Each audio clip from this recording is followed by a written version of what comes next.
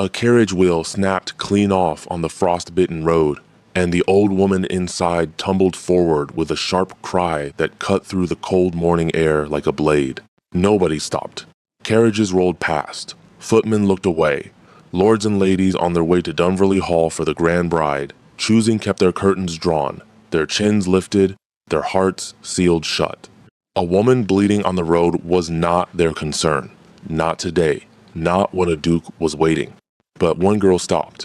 She was not noble. She carried no family crest, no title, no invitation to the hall where the most powerful duke in all of Ravenscroft was about to choose his future duchess. She had come only to sell ribbons at the market. That was all. That was the whole of her morning plan. Yet she dropped everything. She knelt in the mud beside the trembling old woman, pressed clean cloth against the cut on her brow, and held her steady while the world rushed past without a single glance backward. The old woman gripped her hand and looked at her with eyes that had seen decades of grief. She whispered something, just 4 words. Words so strange and so heavy that the girl felt her whole chest tighten. She did not understand them yet, but by the time she walked through the gates of Dunverley Hall, summoned by a duke she had never met, standing among the most beautiful and powerful women in the land, she would understand everything, and the truth waiting inside those walls would break her open and put her back together in a shape she never expected. Now tell me, if you had been on that road, would you have stopped or kept walking? Drop your answer in the comments and subscribe so you do not miss what happens next inside those gates. The ribbon slipped from announcing fingers the moment the carriage wheel cracked. It was not a soft sound. It was violent, sudden, like a bone breaking under great pressure, and it sent the old woman inside the carriage lurching sideways with a cry that Dessa heard from 20 feet away. The horses reared. The driver scrambled down, cursing under his breath. And then, as though the road itself had rehearsed this moment, every other carriage simply moved around the wreckage and continued forward without pause. Dessa stood frozen for exactly 3 seconds. She counted them later, in the quiet of her memory, and felt ashamed it took even that long. The old woman was half hanging out of the tilted carriage door, one frail arm braced against the frame, her white hair loose and wild, a thin line of red tracing down from her brow to her cheek. The driver was arguing with his own horse. No footman appeared. No passing lord opened a curtain. The grand road to Dunverley Hall was full of people going somewhere important, and not one of them had anywhere in their hearts for an injured woman on the ground. Dessa dropped her basket. Ribbons spilled across the frost, red and gold and ivory, curling against the mud like fallen petals, and she did not look back at them. She crossed the road in quick strides, mud pulling at her boots, cold air biting her face, and she reached the carriage door just as the old woman lost her grip and began to fall. Dessa caught her. She was not large or particularly strong, but she planted her feet and took the weight, wrapping both arms around the old woman's narrow frame and easing her down slowly, carefully, the way one handles something precious and breakable. The woman gasped. Her fingers clutched at Dessa's coat with surprising force. "I have you," Dessa said. "I have you. Stay still." The old woman did not stay still. She turned her face upward and looked at Dessa with eyes the color of deep winter water, pale and ancient and achingly alert. And something in that gaze made Dessa's breath catch in a way she could not name. "You stopped," the old woman said. "Of course I stopped." "No one stops," she said quietly. "Not on this road. Not today." Dessa helped her sit against the grassy bank at the road's edge, then tore a strip from her own underskirt without hesitation and pressed it firmly against the cut on the woman's brow. It was not deep, but head wounds were proud bleeders, and the old woman's color had gone the pale gray of cold ash. "What is your name?" Dessa asked, keeping her voice even and calm, the way her mother once spoke during storms. "Autoline," the woman said. "And you, child?" Dessa Lorne." Autoline's fingers, which had been resting loosely in her lap, suddenly tightened into a grip so fierce that Dessa nearly pulled back in surprise. But the old woman's eyes had gone somewhere far away, somewhere behind Dessa's face, searching for something in the middle distance that only she could see. "Lorne," she whispered. "Yes, ma'am." Autoline said nothing more for a long moment. The driver had finally calmed the horses and was inspecting the broken wheel with the expression of a man who understood he was going nowhere fast. The road continued to swallow carriages whole, all of them heading to Dunverley Hall, all of them carrying daughters dressed in their finest, all of them chasing the same extraordinary prize. The Duke of Greyfeld was choosing a bride today. Dessa was not among the hopefuls. She had known from birth that she was not the sort of girl dukes chose. She was the sort of girl who sold ribbon at market, who mended her own boots, who lived in the narrow house at the end of Corwick Lane with a roof that complained loudly every time it rained. She had no dowry, no connections, no mother alive to pin up her hair and whisper social strategies into her ear. She had only herself, and on most days, that felt like enough. Today, it felt like very little. Not because of the Duke. She did not care about the Duke. She cared because her ribbon basket was now half ruined in the road mud, and that ribbon represented 3 days of careful work and a week's worth of income she could not afford to lose. But Adeline was still watching her with those pale winter eyes, and Dessa found she could not yet make herself stand and go. "Where were you going?" Dessa asked. "To the hall," Adeline said. Dessa blinked. "To Dunverley Hall? For the bride choosing?" "Not as a candidate," the old woman said with a dry, tired sound that was almost a laugh. "I was invited by my son. He does not know I have come. He does not know I am alive." The words landed in the cold air between them like stones dropped into still water. Dessa stared. "He thinks you are dead?" "He was told I was dead," Adeline said. 17 years ago. He was 12 years old, and someone put a letter in his hand that said his mother had died of fever on the road to the northern coast. She paused. "I was not dead. I was taken. But that is a longer story than this cold road deserves." Dessa opened her mouth, closed it, opened it again. "Then why go now?" she finally managed. "Why today, of all days?" Adeline looked at her with those eyes that had seen too much and forgiven more than any person should have to forgive. "Because today he is choosing a wife," she said simply, "and I will not let him build a life without knowing that his mother is still in this world, still breathing, still loving him from every distance they have placed between us. Whatever happens after he sees my face is his to decide. But he will see my face. That much I owe him."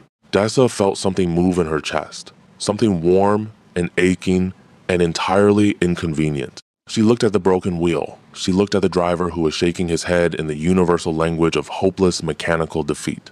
She looked down the long road at the line of carriages still flowing toward the grand iron gates of Dunverley Hall, growing smaller with distance, gleaming in the pale winter light.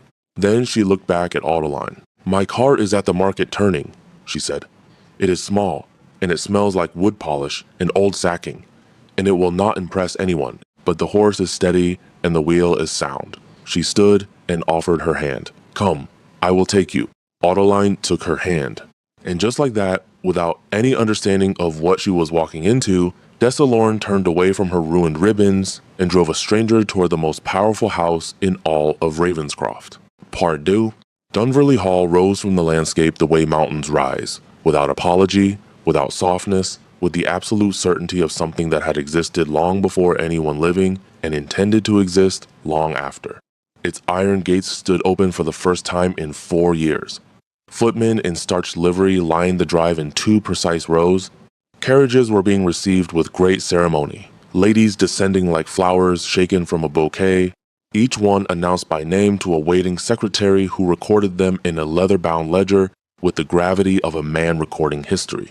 Dessa drove her small cart to the far left of the receiving line, where it attracted precisely the kind of attention she had been hoping to avoid, which was the wrong kind, immediate and sharp and full of poorly concealed amusement. A footman approached with the expression of a man who had been trained to show no expression and was currently failing.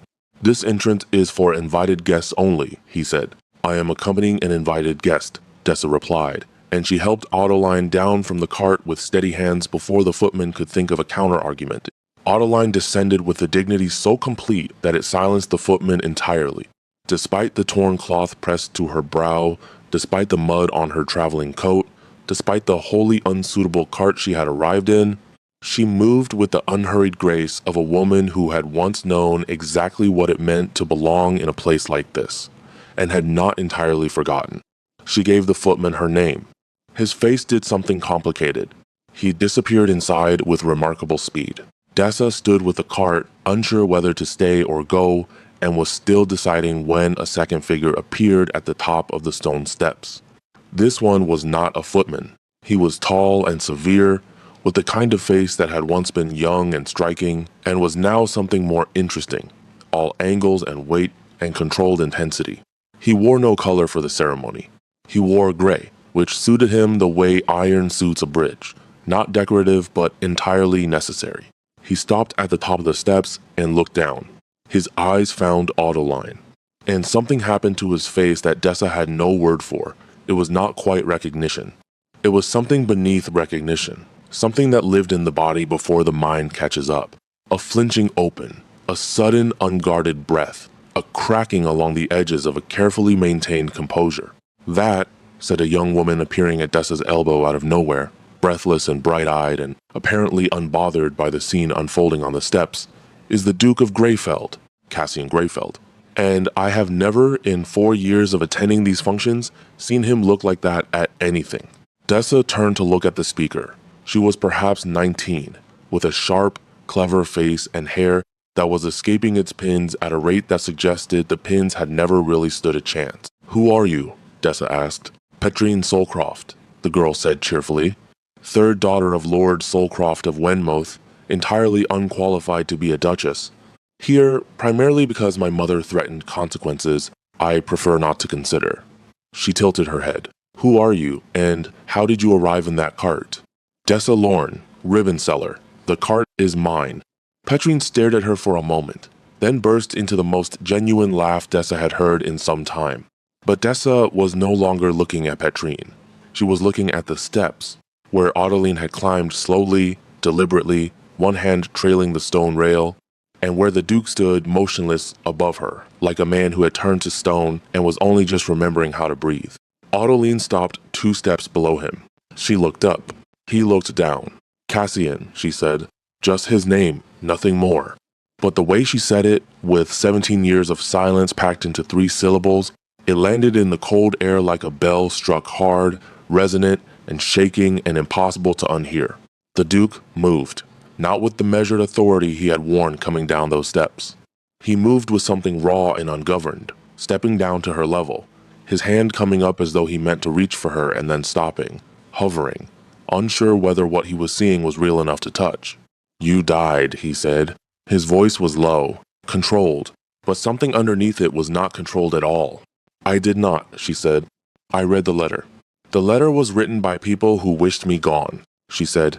"I cannot undo 17 years, Cassian. I can only stand here and tell you that I never stopped, not for a single day. I never stopped."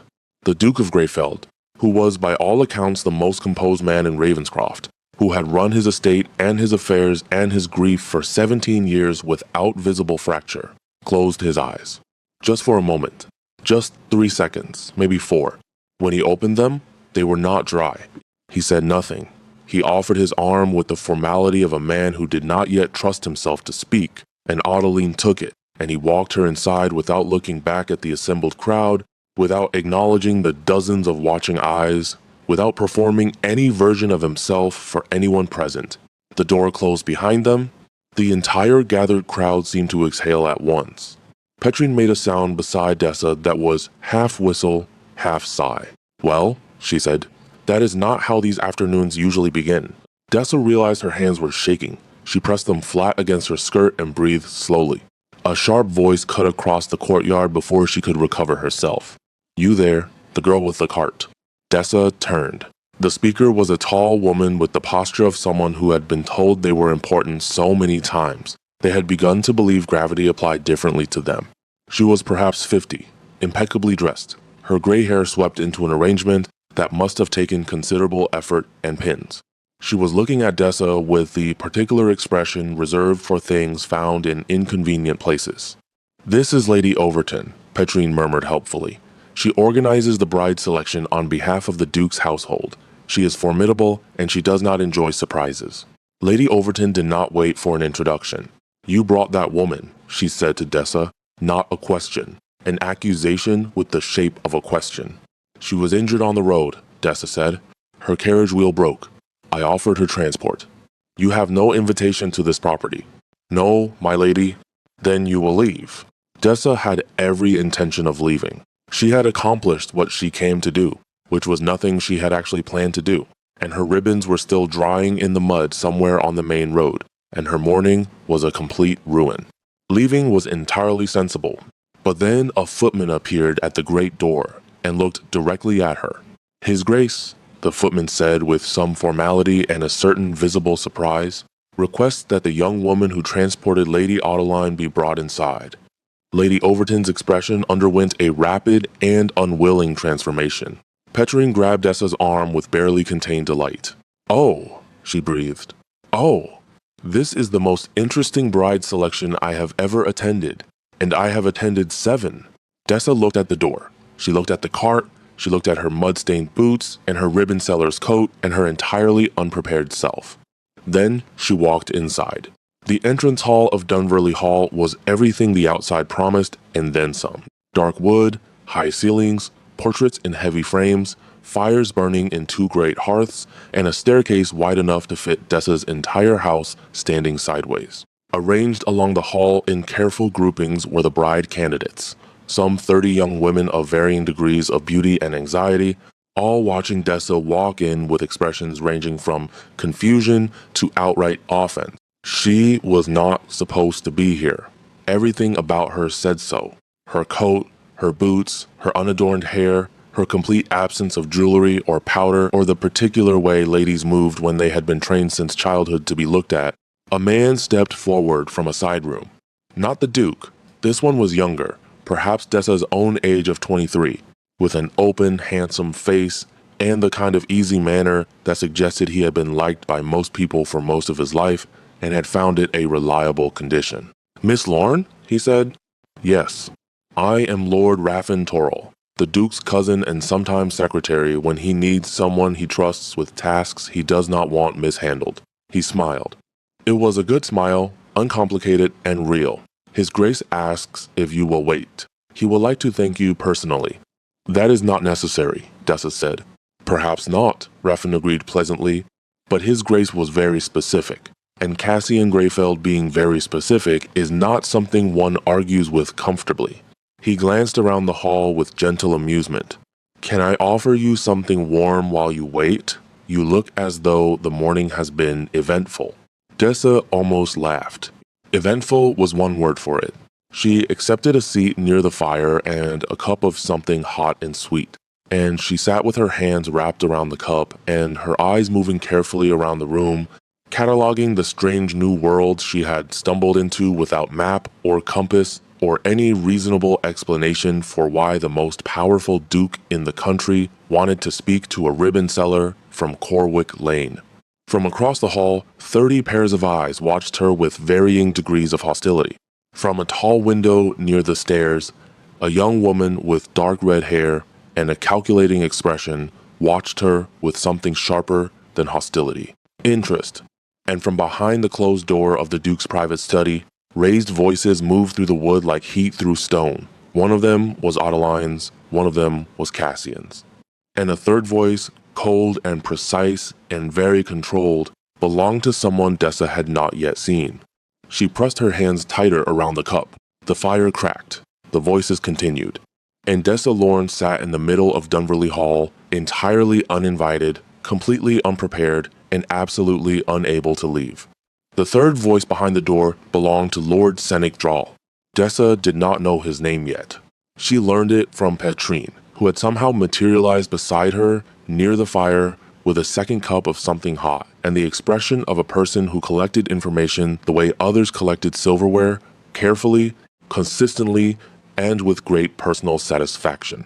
"Lord Sennick Drawl," Petrine said quietly, leaning close enough that her words went nowhere beyond Dessa's ear.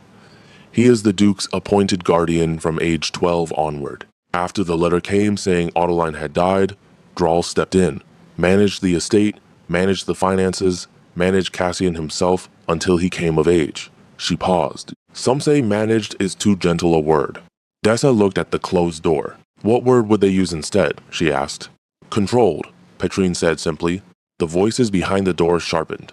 Adeline's came through clearly once, not words, just tone. And the tone was the sound of a woman who had survived 17 years of forced silence and was done being quiet. Cassian's voice followed, lower, harder, the kind of sound a man makes when something in him is pulling two directions at once, and neither direction is kind.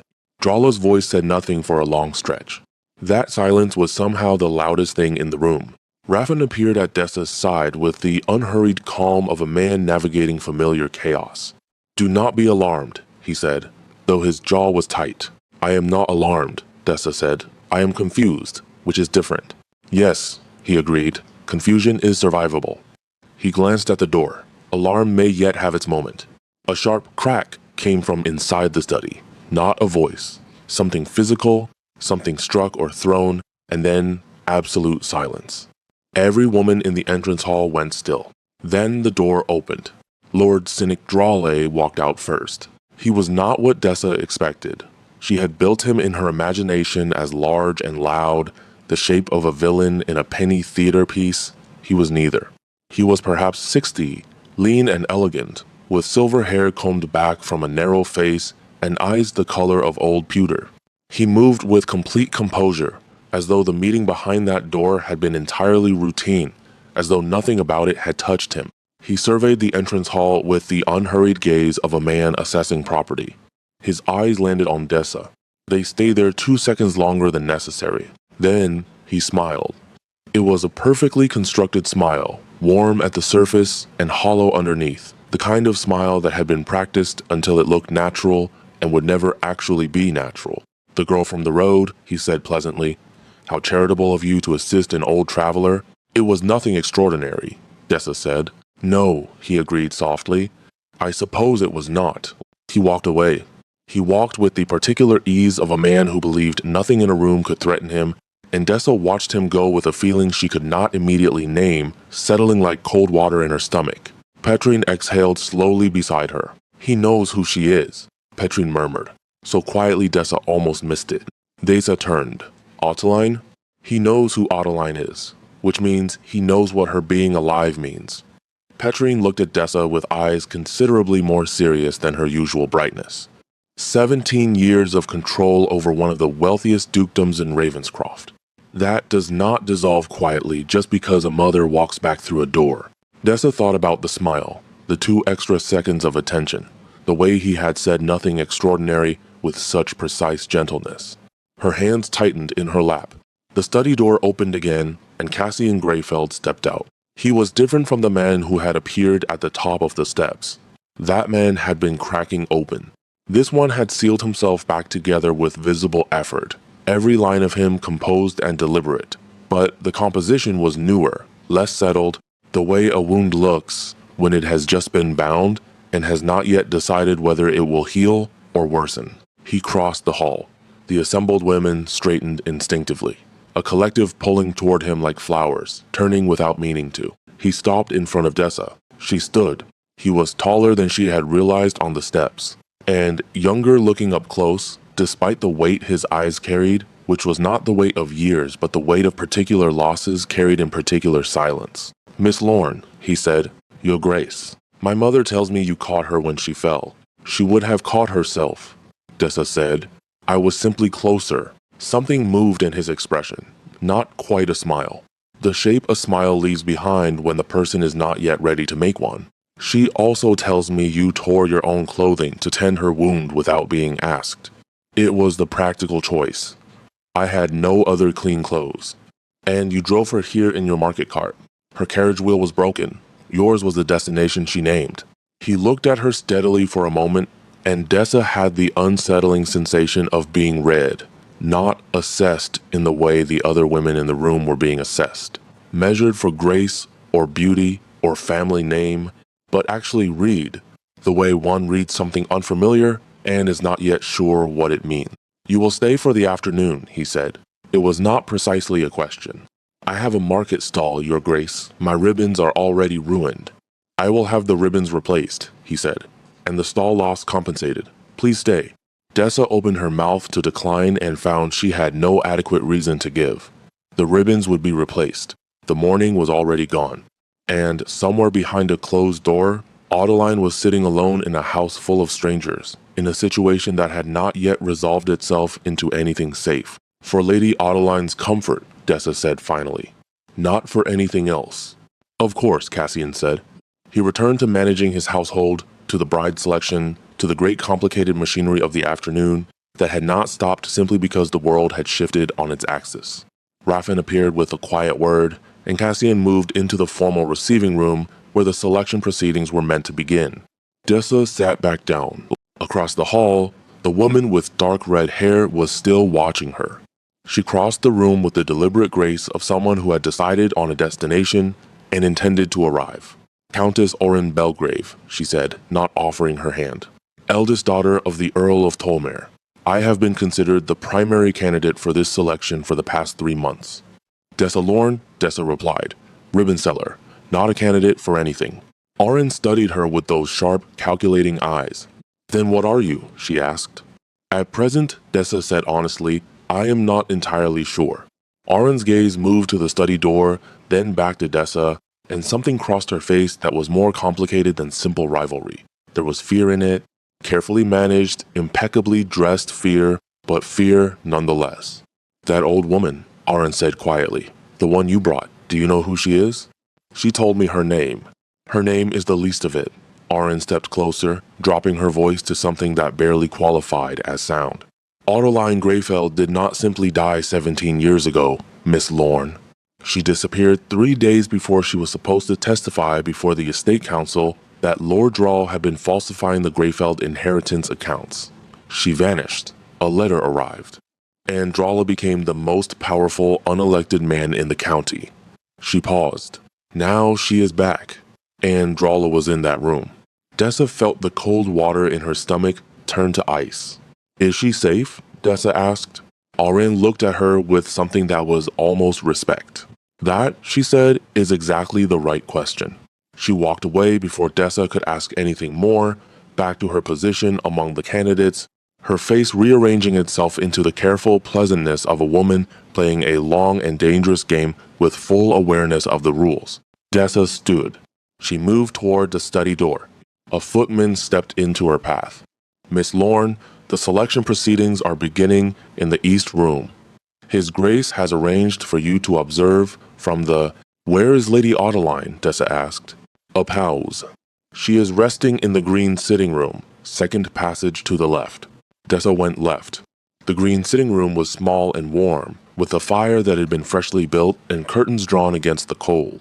Adeline sat in a chair near the hearth, a fresh cloth against her brow, a cup of tea cooling at her elbow. She looked exhausted in the way of someone who has carried something heavy for 17 years and has only just set it down and does not yet know how to stand without the weight. She looked up when Dessa entered. You are still here, she said. I said I would stay. Adeline smiled. It was a real smile, worn at the edges, ancient with surviving. Sit with me, she said. Dessa sought. For a moment, neither of them spoke. The fire settled.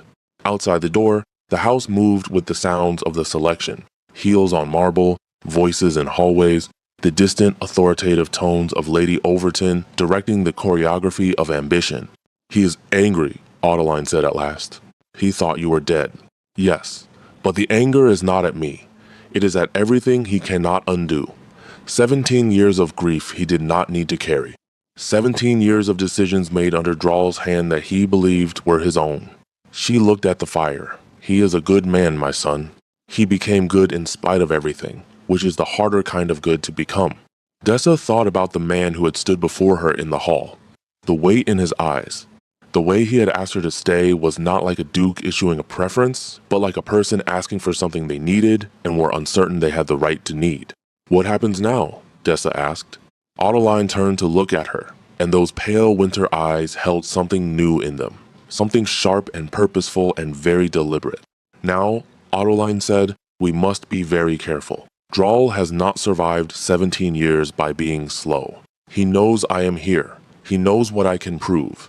And he will move before I have the chance to move first. She reached out and placed one hand over Dessa's. I need you to do something for me, child. Dessa looked at the hand over hers. The fingers were thin but steady. What? She asked. Stay close to my son, Autoline said. Not for the selection, not for any of that nonsense. Simply be near. You see things clearly. You act without hesitation. I watched you on that road, and I knew it within 60 seconds. She squeezed gently. Cassian is about to face something that will try to bury him.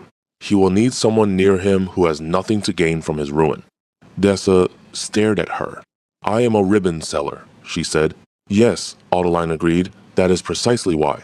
The selection proceedings began at 2 o'clock in the East Room, and Dessa watched from a cushioned bench near the servants' corridor entrance, which was not where guests sat but was considerably better positioned for seeing everything without being seen.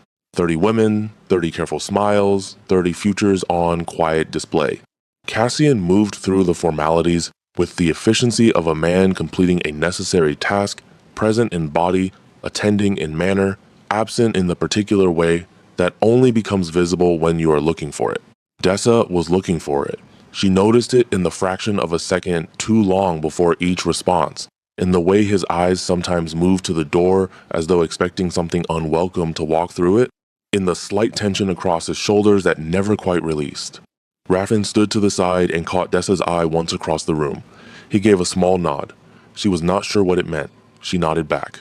Lady Overton was magnificent in her element, steering proceedings with a voice like a well-oiled hinge, smooth and relentless, introducing each candidate with the practiced warmth of a woman who had organized human display events so many times she had stopped noticing that was what they were.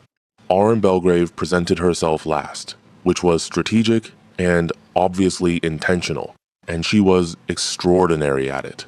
She spoke to Cassian with the ease of long familiarity, because there was some, Dessa gathered, 3 months of correspondence arranged by their respective households. She said everything correctly. She was composed and intelligent and appropriate in every visible way. Cassian responded to her with more warmth than he had shown the others. Dessa watched this and felt nothing in particular about it, which she noted and set aside. What she did feel was the specific discomfort of a pair of eyes on the back of her neck. She turned. Lord Drawl stood in the doorway behind her. He was not watching the selection, he was watching her. Comfortable? He asked pleasantly. Well enough, Dessa said. He came to stand beside the bench, not sitting, simply standing with his hands behind his back and his eyes on the room ahead, a posture of casual observation that felt anything but casual. You are an interesting addition to this afternoon, he said. A market girl with no invitation, no name, no reason to be inside these walls, and yet here you sit. He paused. His Grace must have found your service to his mother quite moving. He was grateful. It was a natural response. Natural? Drawl repeated softly, tasting the word. Yes. Cassian has always been susceptible to natural responses, emotion dressed as instinct. It was his greatest vulnerability as a boy. One hoped he had grown past it. Dessa kept her eyes on the room. One hopes for many things, she said. A silence. The kind that is not empty. I knew a Lorne once, Drawl said, years ago. A physician named Aldous Lorne, who worked the northern routes. Competent man. Principled, which was occasionally inconvenient. Another pause. Any relation? Dessa's heart did something sudden and painful. Her father's name. Spoken in this man's mouth with the careful lightness of a threat being delivered in the register of conversation. She said nothing. No matter. Drawl said warmly. It is a common enough name. He straightened and turned to leave. Enjoy the proceedings, Miss Lorne. I hope your afternoon continues to be eventful. He walked away. Dessa breathed through her nose, slowly, once, twice, until her heartbeat settled back below the level of panic. Her father had died when she was 14. A road accident on the northern route, they had told her, a wheel, a ditch, a night too dark for anyone to find him in time. A wheel. She stared at the floor and thought about Autoline's carriage, about the wheel that had cracked so violently it sent the whole vehicle sideways, about the specific sound it had made, not the soft degradation of age and wear, but something sharp, something that ended all at once, something that had been cut. Her mind moved through this slowly, the way one walks ground, suspected of being unsound. She stood from the bench and slipped out through the servants' corridor before she could decide whether she was being foolish. She found Raffin in the passage outside the study, speaking quietly with a footman who departed at her approach. "Lord Raffin," she said. He turned, read her face. His easy manner did not leave him, but it sharpened underneath. "What has happened?" he asked. "Autoline's carriage wheel," Dessa said. "Before it broke on the road, was the carriage kept in Drawl's stables? Even briefly?" Raffin was very still for a moment. "She arrived from the coaching inn at Welford," he said slowly. "The carriage was hired there, but Drawl knew she was coming. He had contacts at every coaching station between here and the northern settlements. He has maintained them for years." He looked at her. "Why?" "The wheel did not fail," Dessa said. "It broke. There is a difference." Raffin stared at her. Then he said a single quiet word under his breath that she pretended not to hear, and turned toward the study door. "Cassian needs to know this," he said. "Now. He is in the middle of the selection. The selection can wait 5 minutes. His mother's safety cannot." Raffin pushed the study door and looked back at her. "Come." Dessa followed. The study was a large room, book-lined and map-covered, with the specific atmosphere of a space where serious decisions had been made for a very long time. There was a second door at the far end, and through it Raffin went into the passage connecting to the east room, and Dessa heard him speak quietly to someone, and then footsteps, and then Cassian was in the study doorway. He looked at Dessa. "What is it?" he said. She told him, plainly and quickly, without decoration, the sound of the wheel, the nature of the break, what Drawl had said about her father. The name, Aldous Lorne, spoken with such deliberate casualness. Cassian listened without interrupting. His face was very still. When she finished, he said nothing for a moment. Then he turned to Raffin. "Send for Howell," he said. "The carriage is still at the gate. I want the wheel examined before anyone touches it." Raffin was already moving. "And find out where Drawl is right now. Every minute." "Already done," Raffin said, and was gone. Cassian looked back at Dessa. She expected him to thank her and send her back to the bench. He did not. "Your father," he said quietly. "Aldous Lorne, the physician." She looked up at him sharply. "You knew him?" she asked. Something crossed his face. Careful, waited. "He treated my mother," Cassian said. "Twice that I know of, on the northern routes, before she disappeared." She spoke of him afterward. She said he was the only man on that road who looked at her like a person rather than a problem to be managed. The room was very quiet. Dessa felt the morning rearranging itself around her, every piece of it shifting slightly, settling into a shape she had not been able to see when she was inside it. "She recognized my name," Dessa said softly, "on the road, when I told her. She went somewhere far away for a moment." "Yes," Cassian said, "she would have." Dessa looked at him, and he looked at her. And between them was the strange and specific weight of two people discovering that their lives had been tangled together long before they ever met, pulled by threads neither of them had chosen and neither of them had known were there. "I need to go back to her," Dessa said. "Yes," he said again. She moved toward the door. She stopped. "Your Grace," she said without turning, "Drawl is going to do something. Not tomorrow, today. He has been in control of this house for 17 years, and he is standing in it right now watching everything he built begin to unravel. People like that do not wait." A pause behind her. "No," Cassian said, "they do not." "Then whatever you are planning," she said, "plan it faster than he does." She walked back to the green sitting room. Autoline was not alone. A woman Dessa had not seen before was sitting across from her, perhaps 40. Plainly dressed for a place like this, with a face that had been handsome once and was now something more serious. She had a leather satchel at her feet and the particular stillness of a person accustomed to delivering difficult information. She looked up when Dessa entered. Autoline spoke before either of them could. "This is Marin Salt," she said. "She is the reason I am still alive." She looked at Dessa with those pale eyes, and in them was something new, not exhaustion, not grief. Something fiercer. She has been gathering evidence against Senec Drawl for 11 years, and today she is finally in the right house to use it. Marin Salt reached into the satchel and placed a folded document on the table between them. It was thick, it was old, and it had Lord Drawley's personal seal pressed into the wax at the bottom, cracked now with age and handling, but unmistakable. Dessa sat down. Outside the door, the house hummed with selection proceedings and social performance and the oblivious business of a normal afternoon. And in the green sitting room, with a fire burning low and a document on the table that could end a man and restore a family, 3 women began to plan. Maren Solt had not arrived at Dunverley Hall by accident. She explained this in the quiet, measured way of someone who had rehearsed the telling many times without ever letting it become less true. 11 years ago, she had been a junior clerk in the Ravenscroft Estate Council offices, assigned to file documents that nobody important bothered to read twice. She had read them twice. She had read them many times, in fact, because something in the numbers had been wrong in the particular way that wrong things are wrong when someone very clever has tried to make them look right. Greyfeld estate accounts. 17 consecutive quarters. Transfers recorded against properties that did not exist. Payments made to contractors whose names appeared in no trade registry in the county. Funds moved in small enough amounts to avoid immediate notice, accumulated over years into a sum so significant that when Maren finally calculated the total on a single sheet of paper, she had to sit down and stay sitting for a considerable time. She had gone to her supervisor. Her supervisor had gone to Draal.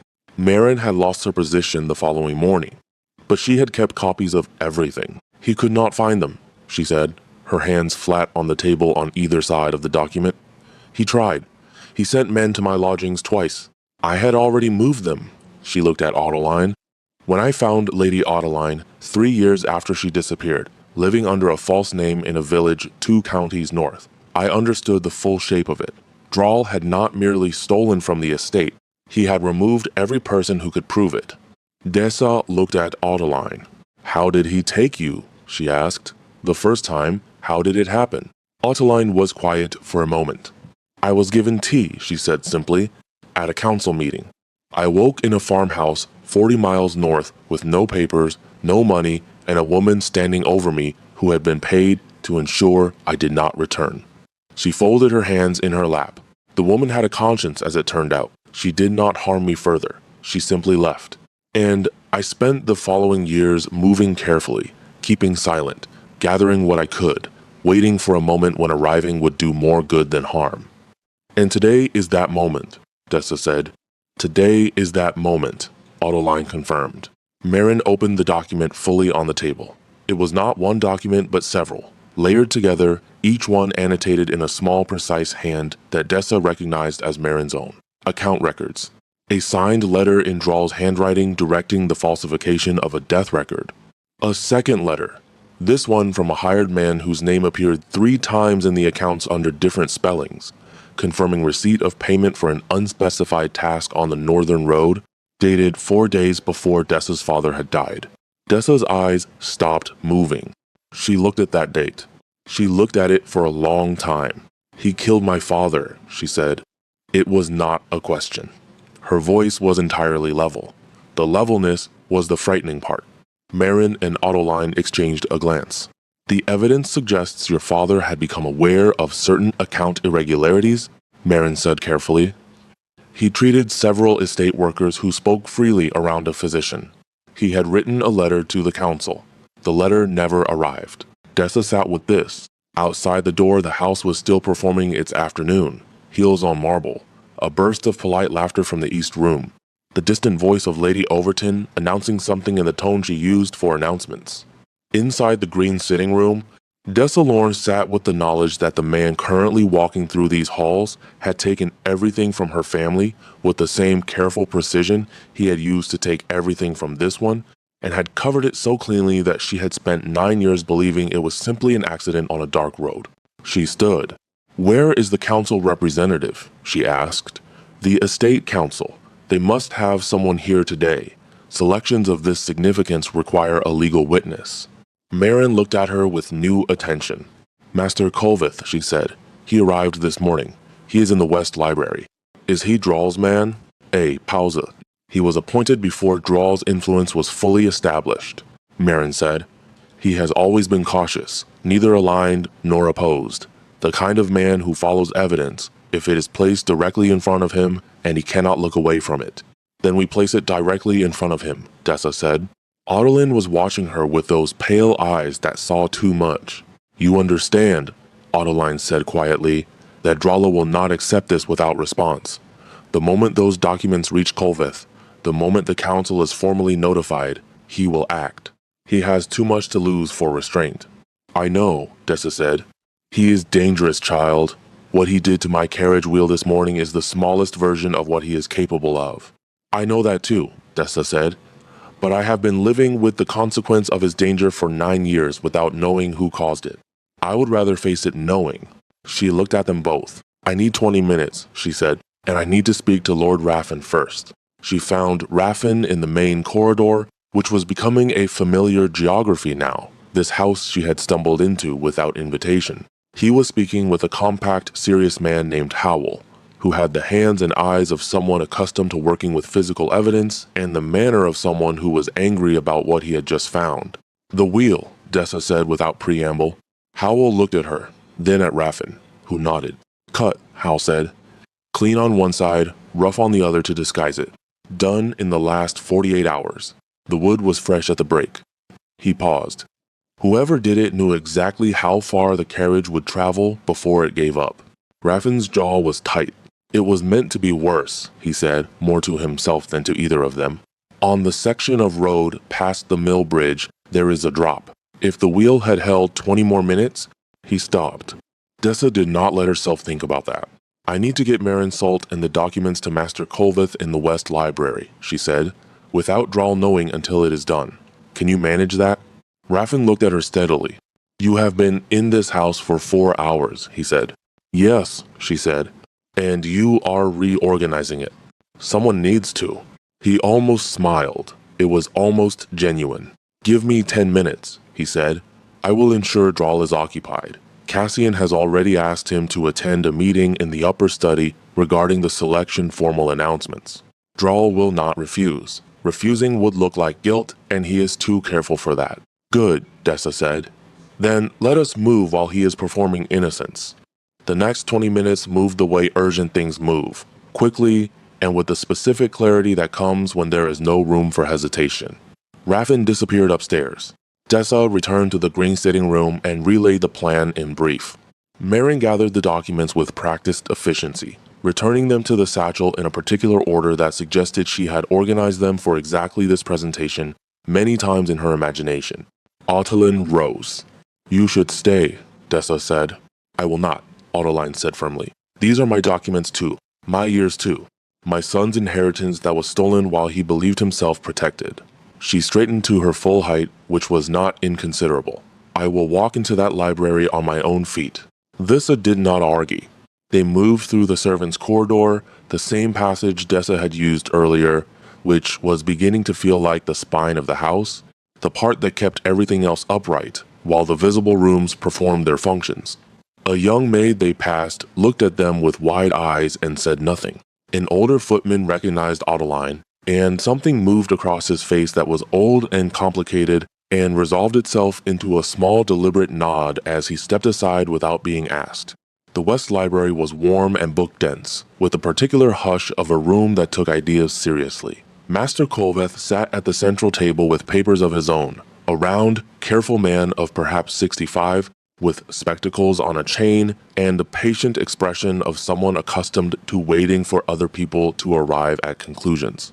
He looked up when they entered. He looked at Adeline. The patience left his face immediately, replaced by something raw and genuine. "Lady Greyfeld," he said. He rose from his chair. "I was told..." "You were told incorrectly," Adeline said. "Please sit down, Master Kolveth. We have a great deal to show you, and not as much time as I would like." He sat. Marin opened the satchel. What followed was not dramatic in the theatrical sense. It was the quiet drama of truth being laid on a table piece by piece, each document placed with explanation, each connection drawn in clear, plain language, each year of concealment unpacked with the methodical patience of two women who had spent a very long time making sure this moment would be undeniable when it finally arrived. Kolveth read everything. He asked 3 questions. He removed his spectacles, cleaned them, replaced them, and read 2 sections again. Then he looked up at Dessa, who had said nothing throughout and had stood near the door watching the corridor. "And you are?" he asked. "Dessa Lorne. My father was Aldous Lorne, physician. His name is in the third document." Koveth found it. Read it. His expression did something that was not quite visible but changed the quality of his stillness entirely. "This is sufficient," he said quietly. "This is more than sufficient." He began carefully stacking the documents. "I will need to send for the full council. That will take until tomorrow morning at the earliest." "Tonight," Ottoline said. He looked at her. "Tonight," she said again. "Draal is in this house. He knows I am here. He has already made one attempt today. I will not spend a night under the same roof with my son in danger because the council finds morning more convenient." Koveth held her gaze for a long moment. "Tonight," he agreed. He reached for the bell pull on the wall behind him, and the door burst open. Not Draal. Petrin, breathless and bright-eyed with none of her usual amusement, her hair entirely free of pins now, her face sharp with urgency. "He is moving," she said. "Draal. He left upper study 10 minutes ago, and no one has seen him since. And Lady Overton cannot find the Duke anywhere in the East Wing." Dessa was already moving. "Which way?" she asked. "The stables," Petrine said. "One of the grooms saw Draal heading that way, and there are 2 horses gone from the eastern stall that were there an hour ago." Dessa understood immediately. Draal was not running. He had no reason to run yet. He did not know about Koveth. He did not know about the documents on the table behind her. But he was doing something with horses. And Cassian was missing. She ran. The stables at Dunverley Hall were built on a scale appropriate to a duke's estate. Long and stone-built, smelling of hay and leather and the particular warmth of large animals in cold weather. Dessa arrived at the eastern entrance with mud on her boots and her breath coming short, and she stopped in the doorway to listen before going further. Voices. 2 of them. Far end of the stable block. She moved quietly along the wall, keeping to the shadow between stalls, the horses shifting and breathing around her as she passed.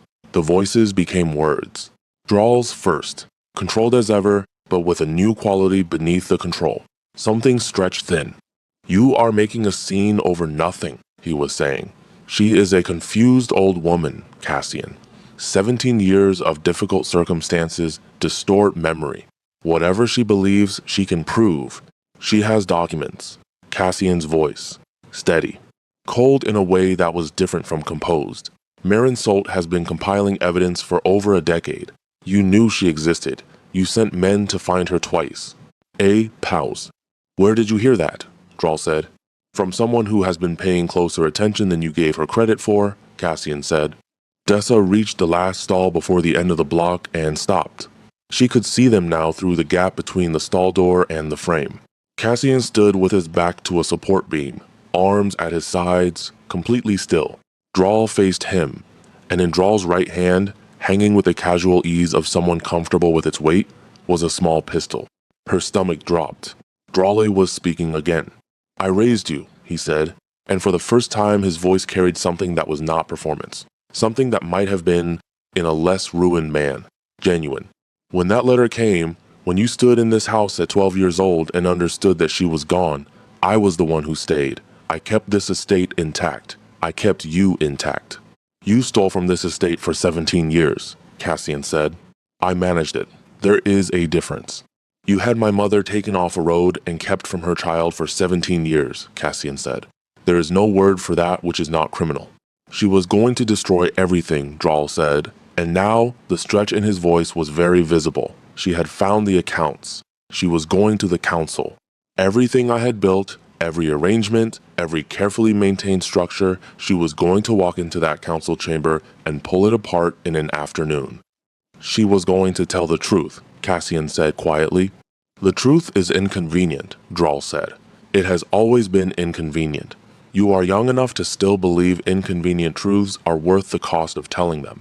I assure you the cost is higher than you have yet been asked to pay." He raised the pistol. Dessa had exactly 2 seconds to make a decision, and she made it without completing the thought. She stepped out from the stall. "Master Koveth has the documents," she said clearly. "All of them. He has already sent for the full estate council. They will arrive tonight." Both men turned. Drawl's eyes found her with the specific quality of a man recalculating rapidly. The council, Dessa continued, moving slowly into the open space, keeping her voice even and her eyes on Drawl, has everything they need, with or without anything that happens in this stable. Marin Solt has been building that case for 11 years.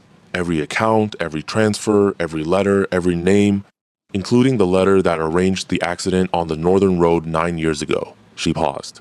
The accident that killed my father. Something moved in Drawl's face. Not guilt. Men like Drawl did not wear guilt visibly, but a recognition that she knew and a rapid assessment of what that knowing meant for his position.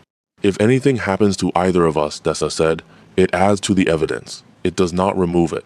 The documents exist. The council is coming. The only choice remaining to you is whether you face this standing up or whether you make it considerably worse. The stable was very quiet. One of the horses shifted in a nearby stall. The sound was enormous in the silence. Drawl looked at the pistol in his hand. He looked at Cassian.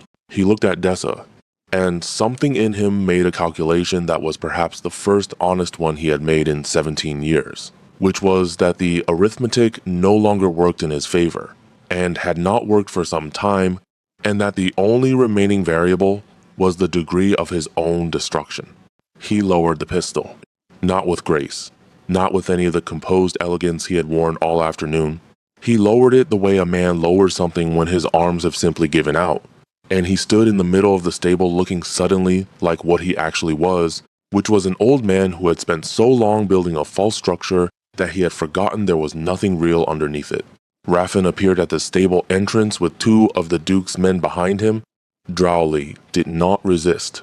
He walked out between them with his chin lifted and his face composed, performing dignity to the last, and Dessa watched him go and felt not triumph but the particular exhaustion of a long truth finally arriving at its destination. Cassian had not moved. She turned to look at him. He was looking at her with an expression she could not organize into a single name. It was too many things at once. Gratitude was in it. Something more complicated was in it also. The look of a man who has been handed back something he did not know he was still reaching for. You stepped out, he said. Yes. He had a pistol. I noticed. You stepped out anyway. The calculation was straightforward, she said. He needed to know the documents were already out of reach. That was more useful than staying hidden. Cassian looked at her for a long moment. Miss Lorne, he said quietly, you have been inside this house for 5 hours and you have entirely reorganized it. Lord Raffen said something similar. Lord Raffen is perceptive. He moved toward the stable door, then stopped. My mother. Is she? She is in the West Library with Marin Solt and Master Kolveth, Dessa said. She is well. She is remarkable. Something crossed his face that was not the shape a smile leaves behind this time. It was an actual smile, brief and unguarded and entirely genuine. And it changed his face into something younger and less defended and considerably more human. Yes, he said. She always was. They walked back to the house together through the cold afternoon air, not speaking, the frost hard under their feet and the sky beginning to pull toward the gray of early evening.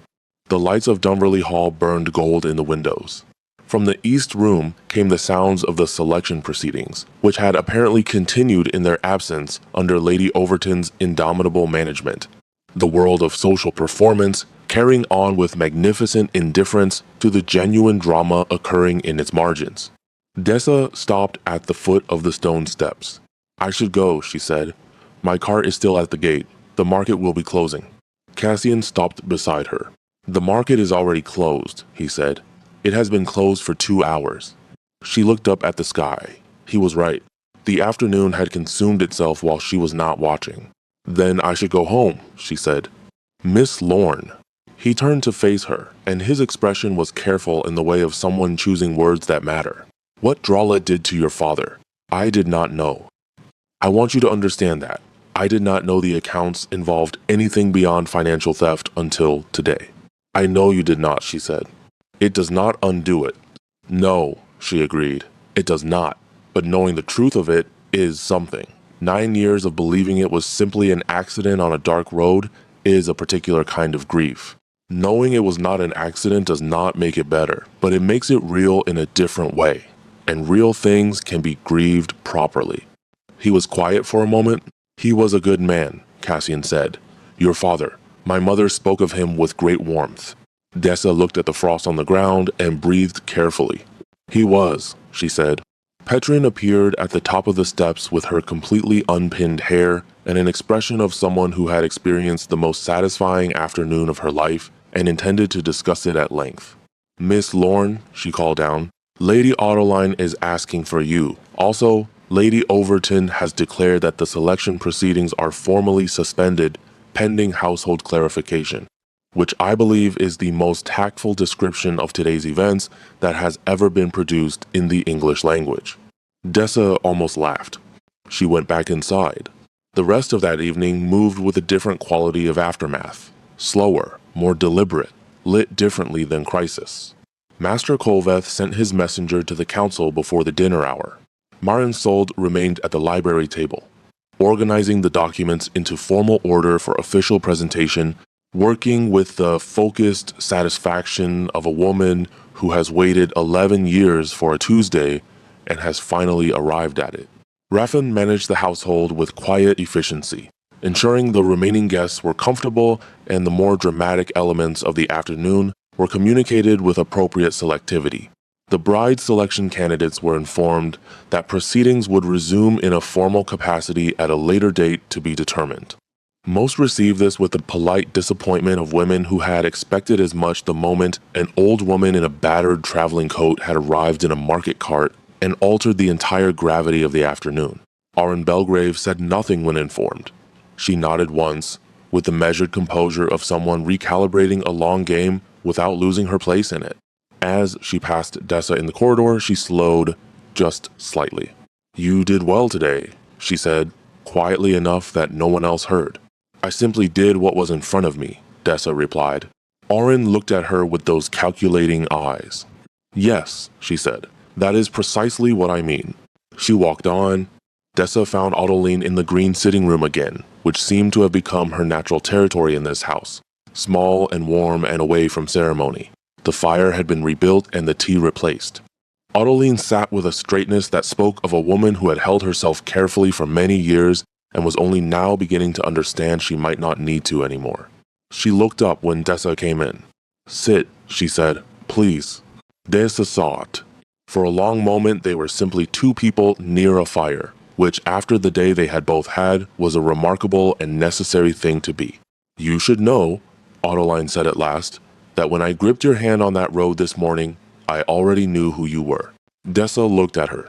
Your name, Ottoline said. Dessa Lorne. Your father called you that in a letter he wrote to me once, a letter he never sent, but that I found among his effects through a contact in the north, years later. He had been trying to locate me. He knew I had not died. He was gathering the same kind of evidence Marin was gathering, and he wrote to me because he believed I deserved to know what he had found. She paused. The letter was addressed to a woman he had met briefly on a road in winter, who had looked at him like a person rather than a problem. He described his daughter. He said her name was Dessa, and that she had her mother's eyes and her own entirely particular way of standing still in difficult moments, as though the difficulty did not apply to her. Dessa could not speak. I recognized his description the moment you caught me, Ottoline said softly. I did not know what to do with it at that moment on the road. I simply held on. The fire cracked and settled. Outside the green sitting room, Dunverley Hall continued its recalibration. Voices in corridors, doors opening and closing, the specific domestic sounds of a household reorganizing itself around a new truth. Dessa breathed slowly. He was trying to find you, she said. He found me, Ottoline said, indirectly, eventually. She looked at the fire, and you found me directly, on a road, in the cold, without knowing any of it. Dessa thought about ribbons in the mud, about 3 seconds of counting before she moved, about the particular sound of a wheel braking and the instinct that had pulled her across a road without consulting her reason first. She thought about her father, who had looked at an old woman on a northern road like a person rather than a problem, who had written a letter he never sent, who had spent his